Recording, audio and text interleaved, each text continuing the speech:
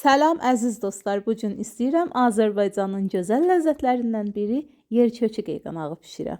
Bu gözəl ləzzət qədim zamanlardan bəri Azərbaycan mətbəxindədir və əziz qonaqlara bişirilir. İşə zəfəranı dəmləməklə başlayıram. Qaynatın mumtaz və sərfəli zəfəranı, kəpşində adını yazıram. İstəyənlər sifariş edə bilərlər. Zəfərandan birazını alıb ovuram və üzərinə qaynar su, biraz da buz əlavə eləyirəm ki, rəngi daha da xoş olsun. Rənginə baxın, necə də gözəl oldu. Bu gözəl zəfəranlardan kəpşində yazılan adresdən sifariş eləyə bilərsiniz. Şərbətini hazırlayaq. 2 livan şəkər, 1 livan su, 3-4 dana hel və biraz zəfəran artırıb ocaq üstə qoyub qaynadıb, qaynara gəldikdən sonra bağlayıb soğuduruq. Qeyğanağın xəmirini hazırlayaq. 3 yumurtanı çırpıb ləxtəlikdən çıxardırıq.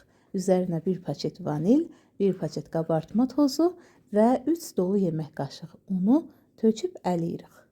Unu əliyib qarışdırdıqdan sonra biraz zəfəran, 3 yemək qaşığı da yoğurt artırıb yenə qarışdırıram.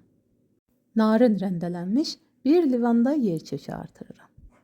Yaxşıca qarışdırıb içini hazırlamağa başlayıram. Sevdiyiniz qədər girdəkanın üzərinə qızıl gül tozu, darsın tozu və biraz da şəkər tozu əlavə edib qarışdırıram.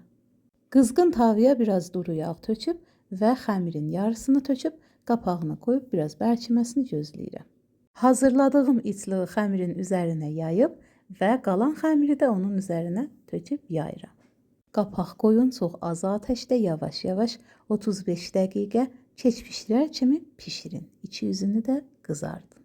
Şərbətləyib sevdiyiniz kimi də serv eləyin. Bişirən hər kəsə nuş olsun. Ləzzətli resepi istəyən peycimə baş vursun. Sağ olun, məndən yol bir oldunuz. Təşəkkürlər.